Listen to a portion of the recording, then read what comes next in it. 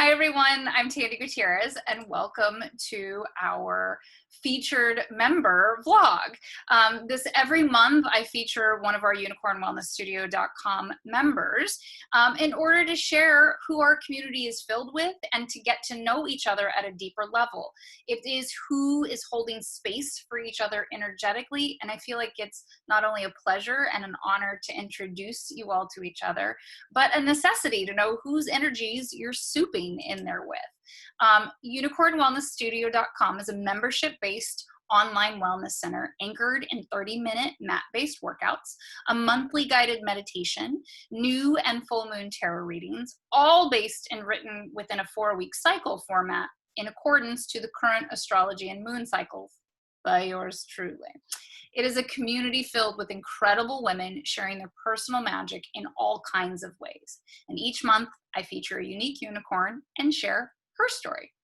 Why she gets on the mat, in meditation, and in the tarot on a regular weekly basis. We explore how it supports her expanding her particular brand of magic in the world and why she'll never go without it in this community or the practices.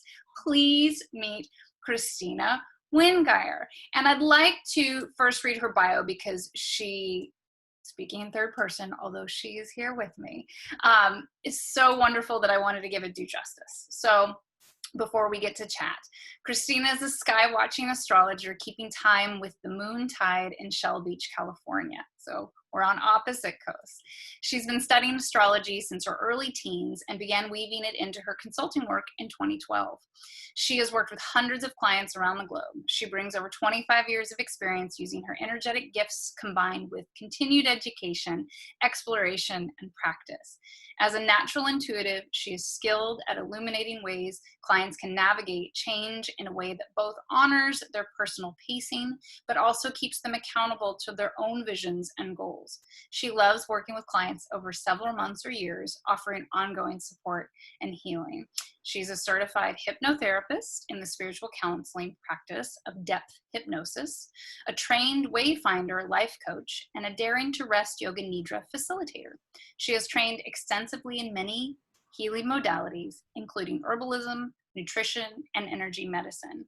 She was a birth worker, doula, and home birth midwife for over 10 years and is currently enrolled in Shakti School, a feminine form of Ayurvedic training program.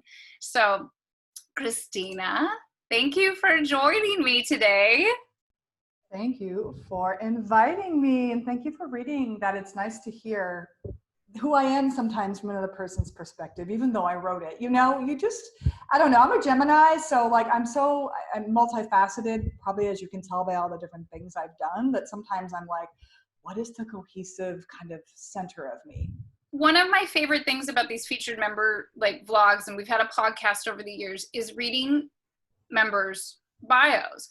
But I love, says Leo rising in Leo season, I love to hear my bio read because as seekers and teachers and practitioners, it always sounds different out of somebody else's mouth where you're like, whoa, that person sounds amazing.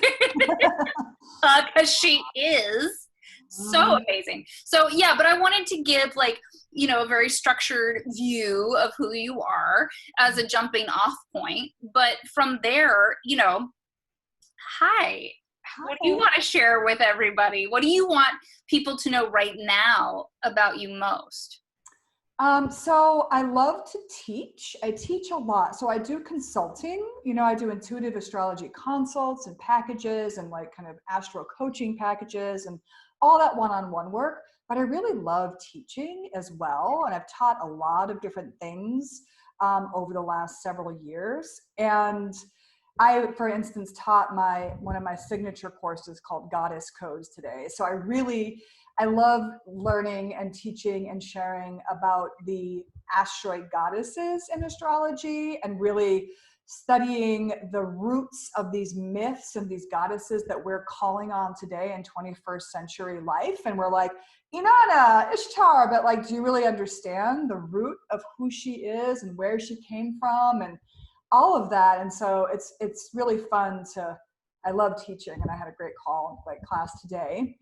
And recently I've been like last night, I kind of redid my Instagram bio and I decided I was a pragmatic mystic. So I really love the mystical woo, celestial wow of it all, as above, so below, so within, you know, like I live in a place where I get to see the planets and stars very well. I'm very connected to the natural world and to the mystery. And I like to help people, right? I was a birth worker. Like I was a customer service person in retail for years and years and years. I work at a preschool. I was a florist. Like I've done so many things. I'm always of service, right? And so like, it's great to know all the fun, woo, mystical stuff, but it's also really great to know where you're getting pinched, how long it might take, some potential like things you can do to work with the energy, understanding your own innate patterning and how you might grow from the pressure, right? So I have this pragmatism with the mysticism is really a place that I like to be. I'm going to hop in and just say, I love you. I love your work. And I have been like chomping at the bit to get you to be a featured member or for us to be able to do this because I really like, I want all of our members or anybody who watches this to like be in your inbox and on your site and schedule a session because I've done a couple of sessions with you. Like we did like way long ago and then just recently. And so you go by the title of intuitive astrologer. You are much more of an astrologer than I am, right? And like you go into all of these unique pieces of it and the layer of the goddesses, that actually blew me away because you were my first introduction to that. Because you were like, did you know that? And I was like, I had no idea. I was like, who's keeping these secrets and why? So you're so good at what you do. And it's such a compliment to the unicorn wellness work. One, because it goes deeper. It's unique to the person. It's individual. But the goddess work too, I've been like, I totally want to take this class from you. Our schedules are always like, because we're both teaching so much. Mm-hmm. But yeah, like what called you to astrology originally? Mm-hmm. And then what continues to just keep you digging and swimming in it? Yeah. Well, you know, I'm a Gemini, as I mentioned, and I remember reading my horoscope when I was a kid, and I always felt like Gemini was the sign that, I don't know, got a bad rap, you know, like you're two-faced or you never make up your mind or you're shallow and all of this stuff. And so I don't know, I already had self-esteem issues, like whatever. But I remember being a teenager and kind of realizing that there was more and that you had a rising sign and a moon sign and all these planets and this like chart thing. And when I found out that my moon was in Pisces, like I was like, oh, no wonder I am like the deeply introspective, sensitive, empathic, creative, mystical, need to be by myself, you know, but also very social. So it's these like different parts of my being both got permission. I wasn't just like defined by this one like pop astrology kind of archetype, right? So that got me going. I thought that was really cool. And I'm an eternal student. Like you should see, I mean, you can see some books, I have so many books. And I mean, so many books in my life. And from a very young age, like I can just remember, well, do you remember the Scholastic books? Oh my goodness, yes. Like, and like the little paper and like, I would just like highlight everything. Everything, but like when you got it home, you read it over, you picked your book, you took your money in, and then you got your little book. Oh my God. I think that, and then, you know, and somewhere along the way, I was like, I've been a librarian for a long time. And when I heard about the Alexandria, the library at Alexandria, the big, you know, place where all the mystical volumes were kept from all Alexandria, Egypt, right? It was a cross-cultural hub between like Egyptians and Sumerians and Greeks and Egyptian, you know, it was just like amazing place where all the mystery schools like kind of met. And so anyway, so I just follow the breadcrumbs of my life and I study what I study and I just kept going. I kept studying astrology, goddess and feminist stuff at a really early age by myself. Like again, like I really didn't do a lot of group work. I did all this stuff on my own. I was like a solitary witch, kind of, without being like officially or ritually a witch. I'm really my own person and I do things my own way. So it just kept going. I just kept doing it. And then, I do all the things that I've done. And at a point, I started reading charts for family members and friends. And then people always just were like, wow, that's so insightful, And then I started weaving it into my work that I was doing, this healing work. But then I had a dream that which is the dream that really told me that it was time to be an astrologer, full force, which I had this dream that I was swimming in the sky, in the night sky, the pitch black, swimming, and there were all these stars, and I had this basket, and I was gathering stars in the basket, and there was somebody with me that was right with me that was swimming, and I was gathering their star story.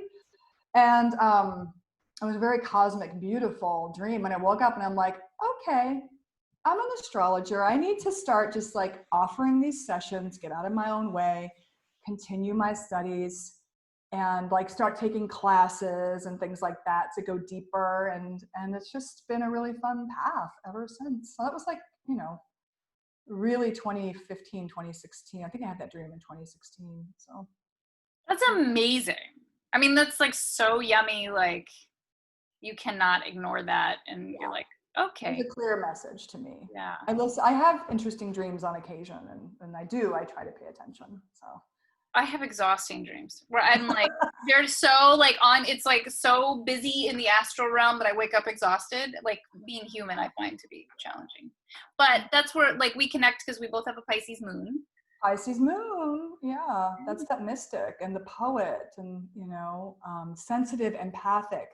I've also had to learn how to be a sensitive soul in a very rough world. I'm born into a family that, God bless them all, really didn't get me, just classic kind of wrong, where did you come from?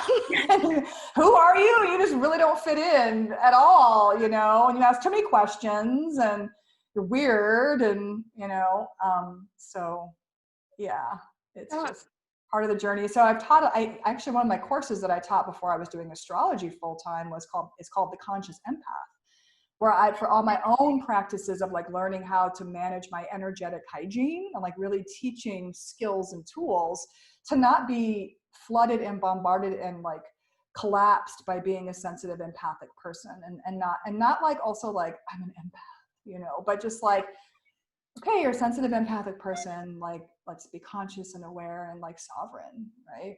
So well, I love this. I mean, I just love it. I love you. I'm love you. Grateful and blessed that our little souls collided.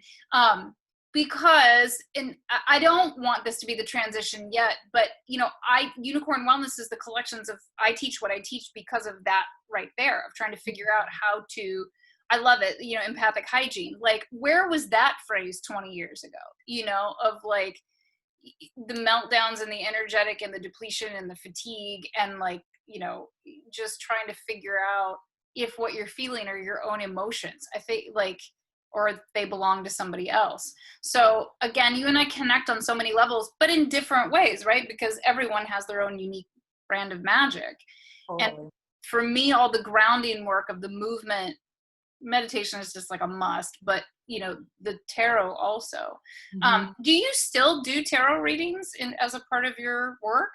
Yeah, I do. Also, I'll tell you why that came online, all the energetic hygiene and stuff. I believe it was when Chiron was in Pisces. I believe that was the time that we had to really recognize and heal and work with that. And I have a natal Chiron in Pisces, so I had my Chiron return at the very end of it.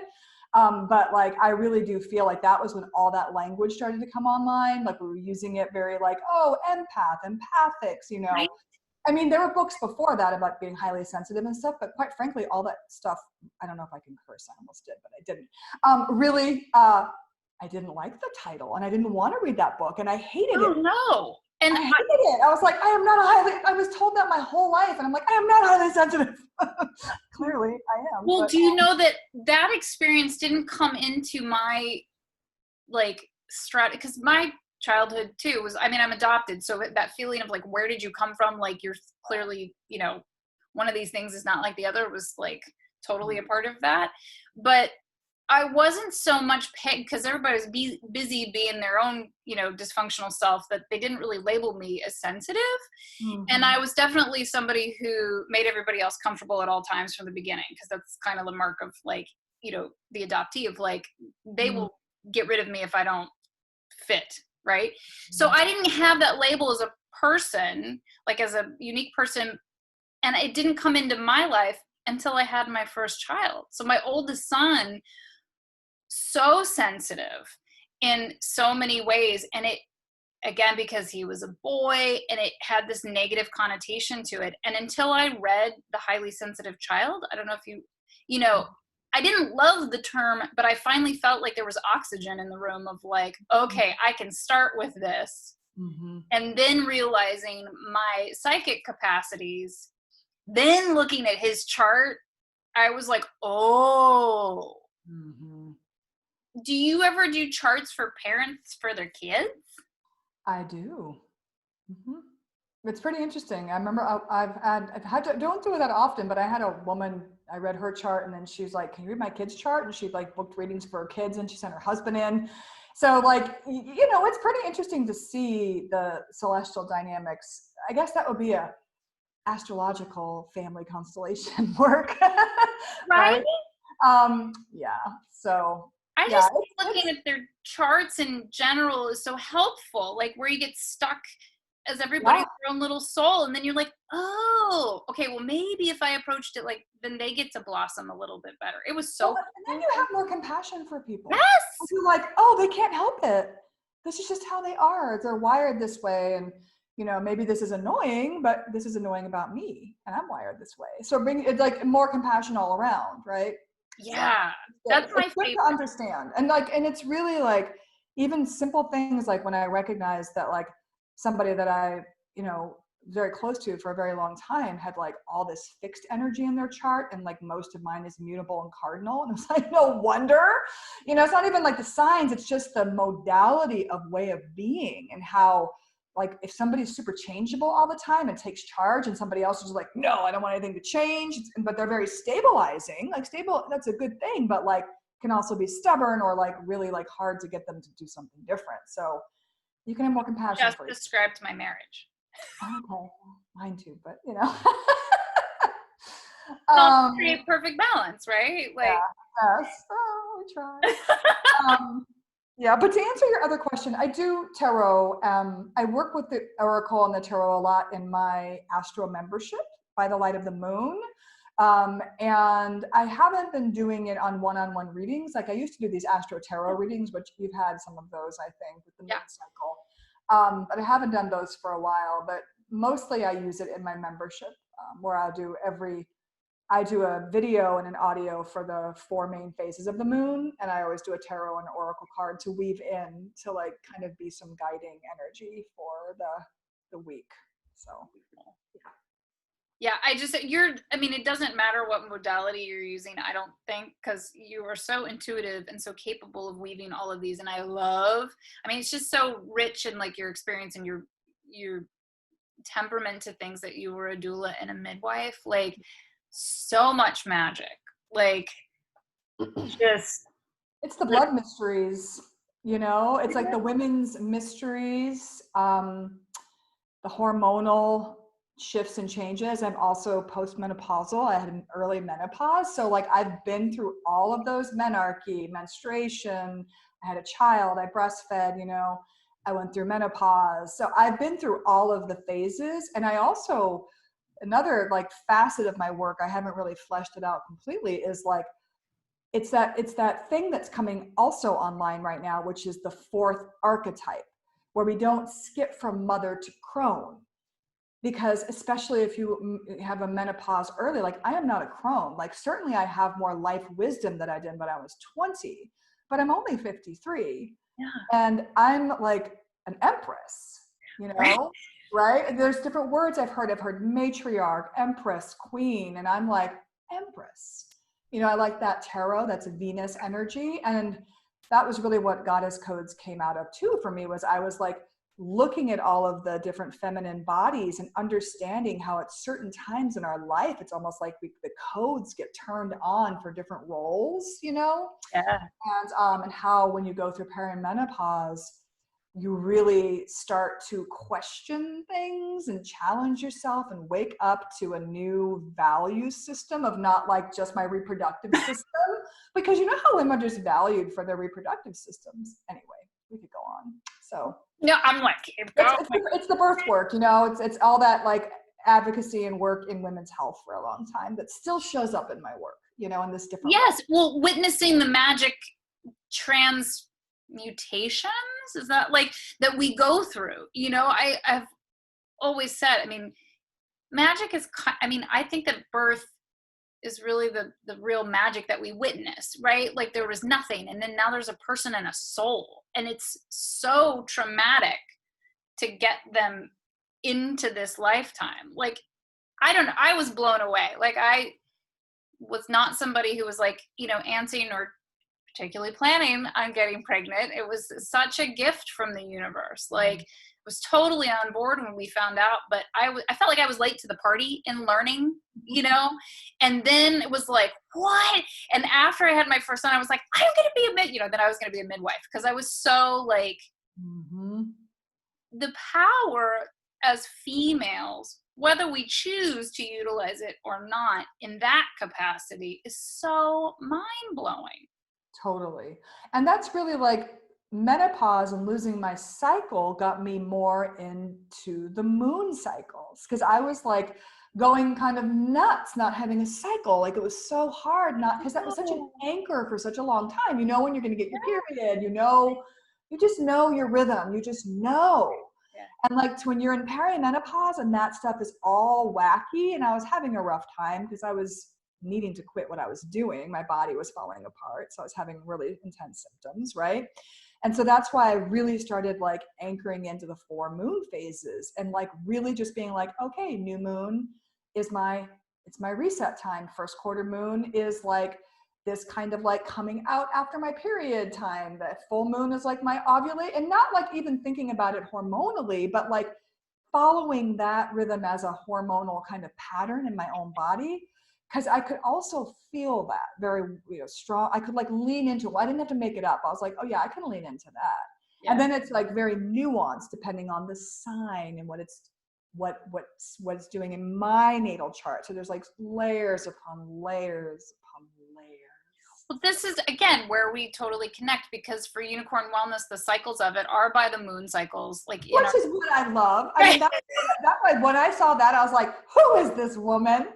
This is brilliant. This is so smart. So that was like definitely a thing, something that pulled me in when I saw that alone.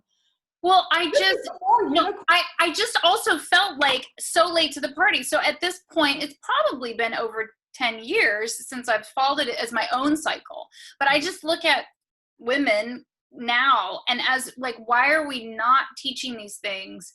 There's such empowerment, and how much better my periods have gotten, as you know, they're supposed to be getting worse, because I'm honoring those cycles of, you know, work and rest and restoration. And so as the personal trainer in me, when these two pieces came together, right? Because same conversation of that, the natal chart gave me so much permission and so much grace and forgiveness for myself and for those around me, that I was like, oh, that makes a whole lot more sense, right? Mm-hmm. And so then looking at the moon cycles, I was like, well, this would only make sense that in our movement patterns or in our workouts, whatever we want to call them, that as women particularly, but for everyone, that we abide by these. And the fascinating thing that I love, so I'm like nerd out here, was that like as a personal trainer, you know, you hire a personal trainer and everybody thinks it's magic. It's like the exercises they choose for you. That's part of it. But it's mostly that personal trainers know how to cycle you, that you get results in your body, that you have a constructive rest week, that you have 2 medium weeks of effort, and then you have a week of like, what's the most effort you can give in this cycle? And when I learned really so much about the moon cycles, I was like, oh, if you overlay these, then you have like lady superpowers. Like, well, I mean, the moon in astrology is very much about the body. You Yeah. know, it's the body's rhythms. It's the body's, like, what the body wants, energy level on the body, like, you know, kind of, you know, it's because the moon holds the light of the sun, right? So your body kind of is the container of your light, right? Of your consciousness. And so it makes sense Well, we that, hear it so much, and this is where I think excellent teachers and excellent mentors like yourself and myself, that we come in and we kind of take the meme out of it a little bit, because I think in the full moon and new moon cycles, and they talk about lunar energy, and we tend to only consider it as emotional, yeah. but really it's very physical. Absolutely, 100%. It has to do with mood, yes, but food, energy levels, sleep patterns, hydration, all of that, you know. And that's what astrology is ultimately. It's the study of cycles of time. The lunar cycle is only one of the planetary cycles that we study and track, right? And so the circadian rhythms, this, you know, the solar year, the, you know, all of everything is based on, nature is based on cycles. And we're so linear. We're such a solar conscious, you know, solar kind of like consciousness of like linear, always on, always light, always bright. And it's, you know, it's not 24-hour daylight where we live. We're not at the pole, right? So and we have to have that night cycle. We have to have the time of rest and rejuvenation, the fallow field, and we have to trust that, you know, instead of like always trying to like produce and always trying to grow. It's like, you know, those monocrops, and we just keep growing things on land, and the soil gets so depleted over time, right? So it becomes useless, and then you have to go find another place to plant because that soil has no vitality left. And that's what we do to ourselves, you know. Totally. And I came from it from that body perspective as a trainer, as a dancer, and like that it's this drive. But once you learn how cycling works in a workout, I mean, I love the physical vessel as a modality, right? Like that with no rest, no results, and then we look at, toxic masculinity, patriarchal culture in our calendar that's in boxes. Such a not a feminine way to structure time. Right? So when you make this leap or transition from the boxes to the lunar cycles, like it's so magical. I'm like, how do we get more people? Because it changes the sensibility of things so powerfully. Totally. So beautiful. Okay, before we really kind of make a transition, you and I chatted before we hit record, and I thought, ooh, I don't want to lose that. And we're talking about it anyhow, but you had mentioned how like you're starting to really work with and look at solar goals and lunar flows. And we've talked actually a decent amount about lunar flow and the moon cycles, how it influences your work, how it influences my work. But you said solar goals, lunar flows, and I went, ooh. Yeah, it's like just coming to me this last week or two, because like, again, like I do a lot of work around the lunar cycle. I love the moon, and the moon is the mood, and understanding the ebb and flow of the mood, of the personal mood, the collective mood, how the body is responding, and all of that. The lunar, it's so important. And I really do think like following the moon through your natal chart, you really can learn about yourself so much. And I highly recommend that practice for everybody. If you have your natal chart, like just follow the moon every lunar cycle. But lately I've just been thinking, because I haven't traditionally been somebody who's super goal oriented. I'm just not. I'm very kind of like flow and follow the breadcrumbs. And I'm at this place in life where I'm just at an interesting pivot point in my life. And I'm like, I have to have a little more agency and some goals. Like it's a new thing. And so the thing that I like right now, it's Leo season. So I've been very consciously like, okay, Leo season in my natal chart, where is my Leo house? Okay, this is my second house. It's a house of value, resources, earning, my talents and skills that I earn with. And so I'm doing a lot of goal setting and exploration and education around money right now. And because it's Leo season, and I'm working very, like I'm doing a prosperity kriya, that I started, you know, on the Jupiter day when the sun was conjunct my natal Jupiter. Like I was like, this is like a very How prosperous, many layers? yeah, multi-layers, right? But so, and then like I work with the flow, the ebb and the flow of the lunar cycle and all the other planetary influences. But the moon is such, since the moon is the closest planetary body to the Earth's body, the moon is our satellite. She's like a transmitter. Like, even though we might be having an aspect between Mars and Mercury, like the way that aspect really feels, the moon and her sign and her phase influence that. So she's just this like mediator, right? So the solar goals is getting really conscious about the solar season, the energetic frequency of that season, fixed fire after crazy eclipse season, crazy, the most emo Cancer season on record. I mean, and I'm a Cancer rising, so it's been hard for the last 2 years. And I'm like, I used to think I dreaded Pisces season, and I was like, can we be done, please? Oh my God, just over it. Like, so done. I mean, so shook up, right? And like, I can feel all of a sudden like everything's solidifying, but not in an earth way. I'm like, but in a fixed fire. So I'm like, how do I maintain that flame and put that form and work with that energetics of Leo season in my chart around where this is specifically? Because it's going to be in one of 12 places for you, right? 12 houses, it's going to be one of those places for you. And you're going to be able to okay, I have these goals. I do it this time of the year. So when the sun moves through a house, it's like shining the light through the windows of that room, and you see all the dust if you'd like to look at it, you know, and you take advantage of the energetic, and the, you know, the sun in Leo is the strong sun because it's ruled by the sun. Leo is ruled by the sun. So it's super solar. I love Leo season. Well, you're a Leo rising. I know, I love it. I just can't be this way all the time. I know, you know, us 12th house suns, you know, we have a little more, not so much, but my progressed sun's moving into Leo next year, so watch out, world. Stop it. I love it. Well, yeah, I'm going to be teaching more about that and teaching workshops and drop-ins around like, this is the energy of the solar season. Here's the lunar cycle. Here's like the moon power days. Here's some, you know, different phases to work with and things you can do to work with that energy. Here's some different astrological power days or red light days or whatever. And just like, it's very doable because it's like a month long, right?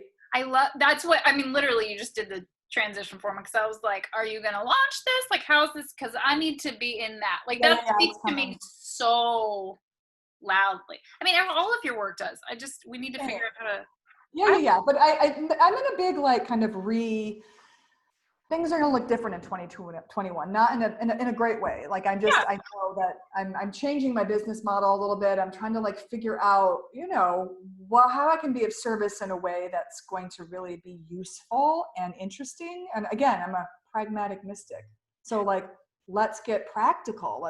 How's this going to change things for the better? How's this going to work? Right. I mean, we live here on this planet. This is where we are in this third dimension with our lives is one of the places that we most interact, you know, all of us consensual reality or whatever. So you don't have to be stuck in there. You don't got to be stuck in there, but I don't know. Yeah. So it's something that I'm really thinking about doing, and that was my own life and teaching more about it. So yeah, it's coming. Yeah. That was so loud. Like on Monday's live that I did, that Facebook took down. What happened? I heard. Whatever. We can talk about it when I turn the recording off. No, but I feel like whenever I do certain lives, this has actually been pretty historic. That I feel like are like, oh, like really something happens to them, that they don't get to be seen or heard, and I'm like, what? Mm-hmm. But what I love about this is that that's where I'm at too, is that some people hear, especially in like a movement practice or wellness practice, that it's astro and lunar based, and then they think it's all of a sudden silly. I mean, granted, not our audience. And I'm like, I want it to hit the ground. It has to make sense. And that's the part of what I love about integrating it into the movement patterns is like all of the theory and all the woo-woo and all the magic, that's great and all, but we live in a 3D incarnation. It needs to make a difference, and it needs to produce things, you know, or let go or create a lesson, or like it's got to count for something. And I love that you say this, and then this description of the solar goals, but the lunar flows within it. I'm like, yes. Yeah. Well, there's a whole type of astrology practice called medical astrology. All the signs are connected to different parts of the body and systems, and all the planets are connected to different, body systems and glands and things like that. So, it's very interesting. You got a Mercury Uranus aspect. You've got a lot of nervous energy going on. You need to ground it, right, so that it's not like blowing out your system or fritzing you out, right? So love it. Very practical. Well, okay. I really don't remember. I feel like we met on Instagram. Is that the truth? I don't even know. I don't know how I came across you, but it was Matt and Kitchen back then. Yeah. And I do not remember, but I really remember that you taught that the whole lunar cycle, the way that you said that you worked with the lunar cycle. I'm like, oh, I'm going to try this. And I just thought that you were, before I met you and talked to you, like, I just really, like, as somebody who is very sensitive to language and to words and try to be very particular with how I give instructions and things like that. And as somebody who was never an athlete, okay, and who almost feels like learning about embodiment and my body as an older person, like, you know what I mean? I really found I liked the structure of how you, with the lunar cycle, but also your cueing. It was very precise, and you were fun and playful, but also serious about goals and like what we were doing. And it was just, I don't know, I felt very drawn to your eclecticness. And there was something about it that I don't remember how I found you, but again, I just find things because I find all kinds of things. I'm a Gemini, I'm a networker. I just find. Right? Well, I mean, and when you and I'm like, how did we like meet? And it, like, I just kind of go, I don't know, but now we've been in each other's lives for like 3 years. At least. And yeah. And I'm just so grateful for it. Even, whenever we connected originally, I thought, you're just so amazing. You know what I mean? It's like when you're like, oh, they like what I do. Oh, I like what you do. And then you're like, oh, that's so good. You know, because language definitely matters to me. And it is one of the things that I've struggled with as a teacher online for 7 years, is that practices are so Instagrammable and they look unattainable. And it's like, but that's not how I teach, right? I teach for every body, and our community is so diverse in its membership that people even side-eye it, that they're like, how is that even possible that this spectrum? And part of me goes, I don't know. And then part of me goes, I do know, because almost everybody says it who finds their home and this is a fit for them, that the cueing is so clear that it's like, no, I get it. And if I can do it, that's cool. I can still do a portion of it. Exactly. I mean, everybody has a body. Right? I mean, certainly our bodies are different, and some people may be less able to do certain things, or even missing parts of their body, or but like it's something, it's like orienting us back into our bodies rather than what it's supposed to look like, Instagrammable or perfect, or that's the thing. Like, I really do feel them and know for truth that it's all an inside out job, right? That's just it, all of it, the revolution, actually. Yeah. Right? You want to dismantle patriarchy? Dismantle your inner patriarch. Okay? Right? But I mean, it's all an inside job. Yeah. And so that is what I felt with your work, is that you pulled us very deeply inside our own bodies without being so, because I've definitely taken some like Iyengar yoga classes where it's like dorsal this and blah, blah, blah. I'm like, am I a dolphin today? I was like, what dorsal? What are you talking about? And I mean, I love me some anatomy and physiology. I have a lot of anatomy and physiology books, but you got to speak in language that we understand, and you do that. Well, and brains are different too, because this is the thing. I mean, I've cued for a long time and taught for a long time and taken those classes and have all the anatomy classes, but it's like most people coming to a practice don't have that background, so you can cue that way all day, and they'll stand there and go, I don't know what I'm supposed to do. Yeah. That's your time. That's your energy. And then, yeah. So it's like, yeah, every once in a while I'm going to say, just squeeze your butt. because everybody knows how to do that. I love it. Good. That's good cueing. I mean, Use your armpit, because that's really what needs to happen right now.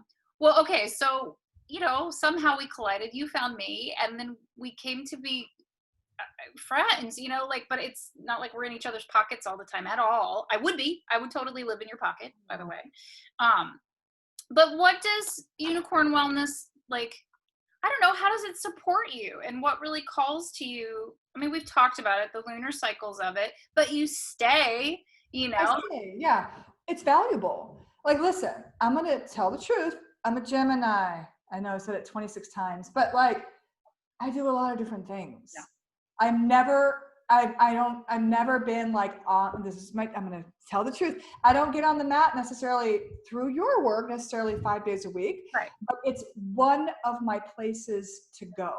And I also, with the library, it's like, if I want to go work on a particular piece and I want to sequence my own body, because I'm developing a relationship with my body and a trust with my body and I know what I need. I know your work now very well, and I have access to different, stuff that we've already done. And so it's like this library. I can catch the current wave of energy if I want to read with the current class, but I can also go back. I can always go to a new moon week and get some good restorative, work. And so it's just very valuable to me to have as a resource for my own embodiment practices, of which, again, I have different things that I like to do. And it's very valuable. I actually love this because, people get into, everybody's different, and we allow for that. Like, this is their staple and only, fitness format and their wellness practice. But I've always taught from a place of, I'm a mover. I like lots of different things also. And I go through phases, and we have cycles, and there's other things that get invited in. But as the Gemini who likes to do a lot of things, when you feel what way, or when you need specifically which one of those spaces does unicorn wellness fill for you? I mean, I have a guess, but. Well, I feel like your work, if I'm not just going for a new moon kind of class, a restoration class, because I definitely those are kind of my favorite. Okay. Yeah. But I'm always curious what your plan is for the lunar cycle, what body system, or what you're kind of, how you're working. And also, I think that ultimately that with your work, because it is very Pilates based, that there is this kind of I want to get to the center. And I want to elongate and centralize and strengthen. There's just, and really challenge my body in a way that, and it's new. I mean, new movement, or I may have done certain things before, but you just bring in different props and different things that I may not have experienced before. And so it really is kind of I want to try something different that's not super familiar to me. And again, there's something about that centralizing kind of thing that happens with your work, I think. And I still don't know if I hold my core in correctly, but whatever. It's hard for me because yeah. I mean, I'm going on a 23-year practice now. I think it, and I say this, and then people are like, oh God, it's not to drive people away, but it is. I think it was 3 years before I knew that I had that technique. Well, you probably are more regular than I am. So well, maybe it was 6 years for me, but right. It's really, again, it's a very embodied practice, and there's a centralizing kind of thing that happens, I feel with your work, where it's coming to the center of my body, and really you're cueing also, it's almost like body mechanics kind of training, you know what I mean? Yeah. So that's nice too. I'm I'm gonna go learn about my body today and do a Tandy workout or something. I love that. Oh. Do you feel it influenced the other work that you do also? Oh yeah, I mean, everything influences everything for me. Yeah. But yeah, I mean, and you really getting foam rollers changed my life. I mean, seriously. Because I moved to a new area, so I didn't have my body workers, and now we're in a pandemic, and I don't have any body work, and so I can give myself through the balls and the foam roller and different things, you know, a lot of self body work that really helps me feel better, you know. So that's No, I love to hear, because everyone is so genuinely unique in the community. You know, we definitely, like, they come for the movement, but how everyone finds their way here is so different. And then how people utilize it is so different. And I mean, I worked in fitness facilities for a long time, and as a high-end, like, you know, personal trainer, and people are doing different modalities and different formats. And the coolest part, I hope, about what I teach is that it supports everything else that you do.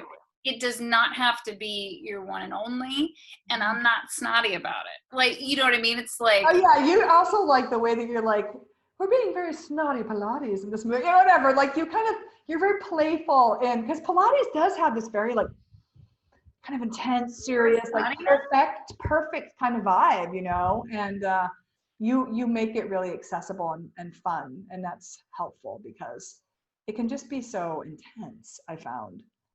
it can, well, I mean, I taught what I wanted it to be, you know. I always felt like, honestly, I felt very black sheep of the Pilates community, because I love you, fellow black sheep to fellow black sheep. Right? And you're like, it's great work, but it took me a very long time and a hip rupture to understand its brilliance. Like, because my story is that it was a part of our dance program, so I had to take it. As you know, like, I didn't have a choice. And then I never intended to teach it, and I really resisted it, and the method of teaching was like so not cool with me. And then I got injured. And then all of that information and all of that work were so valuable. And then, you know, the universe has its funny little paths of things that then I got asked to teach. And I was like, no, I do not. And then I had people offering to pay for my certification. And I was like, okay, well, I guess if you're going to pay for it, you know, and had it roll. But really always came back to using my own language, because I didn't understand what people were asking me to do, and I didn't like the sensibility of it. And once I figured out how brilliant it really was at taking care of the vessel, and that's why I asked you, as a Gemini, like, what it, you know, like yours is centering, like the word that comes to my mind for you, or in Gemini, is that it's very grounding. You know, it just brings you back. It takes all of that beautiful intellect and creative energy and gives it like that little stake in the ground, at least for an hour. Tether that balloon. Right? Yeah. All my little Geminis. Yeah. Make little balloons out of you guys. Just little hummingbirds flying all around, flitting from here to there. Right? Yeah. Well, some of my very favorite people. I have a lot of Capricorn, a lot of Aries, and a lot of Gemini energy in my friendships and relationships. And it's funny because I'm so not, you know, I'm like the grounded, like, could be the stick in the mud. Yeah, but you're a Leo rising. Fire and air get along. Like, that's a sextile energy, but astrologically. So it's also make explosions. Yeah, it's fun. Right? Totally. Well, I love this. I love it. I love it. I love it. I love it. I really am so grateful that you're a member. Like, it just, because your work speaks. I know it's weird to say that. I feel like it speaks so loudly to me, even from a periphery, that this year I know that calling is like, okay, you're going to get in there a little more deeply in the coming year. But I just feel like it's such a symbiotic relationship between the mat work and the layers of astrology. And like you said, you're like, I want to see what you're working. Like, how do you think we should harness this, you know, physically, or balance it physically? And I feel the same of your work. I love the new courses that you launch, whether I get to take them or not, because of the timing. It's always speaks so loud. Like, you're so connected and so in tune. That I love what I do. Like, I don't teach or do things that I'm not enjoying, and that I'm not really inspired by. If I'm not inspired by things and I don't enjoy it, I won't do it, because there's just no point. You know what I mean? So thank you. But I'm glad that it speaks to you. It's fun. It's really fun. I feel so lucky to be able to to do what I do, to make my own way, you know, Aries 10th house. What are you going to do?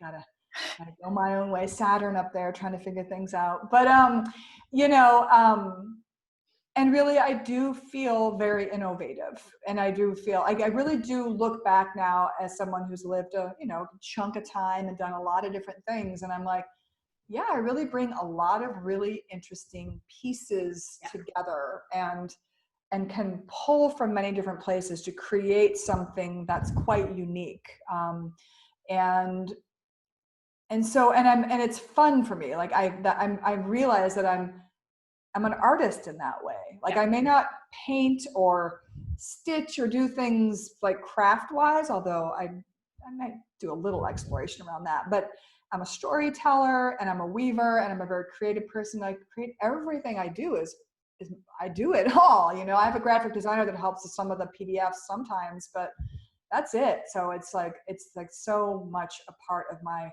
creativity. Yeah. So I'm so grateful. I love it. I love it very much. That's how I view the workouts on Unicorn Wellness also. And it's taken me a long time to view them that way, of like, each one is my creation. And as the artist, it's like, which movement patterns, which prop, what language, what is, you know. I want to see your notebooks. Like, I bet your notebooks are so cool with like your little like patterns of sequencing. And you know, it's just like, I'm so curious how people like the back end. I try to show them on Instagram from time to time because people have asked about it, where I'm like, oh, I look like the crazy lady when you know, it's like looking into somebody's brain to look into their journal. Yeah, you should see my notebook. But you know, it's a 3-ring binder, but it's rainbow colored paper, and it's, you know, it's like there are certain structures and certain boxes that things need to fit in. But it took me a very long time to see myself as that way. But when I finally did, it got to be more enjoyable and it made more sense. And I went, I'm creating something every time. So again, our work overlays, but the point of saying that is that those who are members of unicornwellnessstudio.com and those who are lurking and who will be future members, right? Your work is a perfect fit. It goes into those deeper spaces, but they speak to the same work. So that, like, you know, because it is all based on the astrology and the cycles with a home in the lunar cycles. But I just want to make that so clear that I feel like every single one of our members ought to be, you know, at some point souping in your work, because it just evolves the layers of it and makes everything make more sense, like inside and out. Yeah, I mean, part of that pragmatic mysticism to me is also like being able to embody the energy of the planets, again, by knowing it's not just this information that's in my head and on a chart, but I go out and I look at the planet, I look at the planets, I look at the angles, I feel the energy, I receive it, I know where it's in my chart. It's very, very much lived, embodied experience. And like in goddess codes, I record yoga nidra practices that work with the Venus cycle, you know, to like really take it into the body. So we do all these studies and around this particular archetype, but then we do this work in the body to really live the energy that's happening now. It's a celestial kind of embodiment, right? Yeah. So exactly. Yeah, that's why it's like I love it. It does. We it's a beautiful just dance. What are these, you know, they swim together. Well, and I also want to say, because I feel like I'm saying it other places, but in one place where it's got an anchor, anytime my calendar is closed for, you know, individual readings, I feel like everybody ought to just go, okay, and head towards you, you know, like, because magical mentoring takes up a lot of time now, as does the regular content. And I feel like that's where that work is. But reading with you is so helpful. I mean, my reading with you, so helpful. I'm so glad to hear that. I love it. It's fun. Every reading is a little bit different too. I'm studied, I have things I follow, but I'm very intuitive. And so I just kind of, it's always a little bit different. It's always pretty, but it always seems to be helpful for people. Like, that's the feedback I get. And that's the most important thing. Not a consistency, but like an actual service to the individual. Totally. As a teacher, what do you, clearly it's not like I don't have this written out, But like, what do you feel is the heartbeat of the work that you teach? Meaning, like, what's the underlying messaging or your mission or your path? What do you hope people get out of any of the work at like its Pisces moon time, at its deepest piece? You know, I think that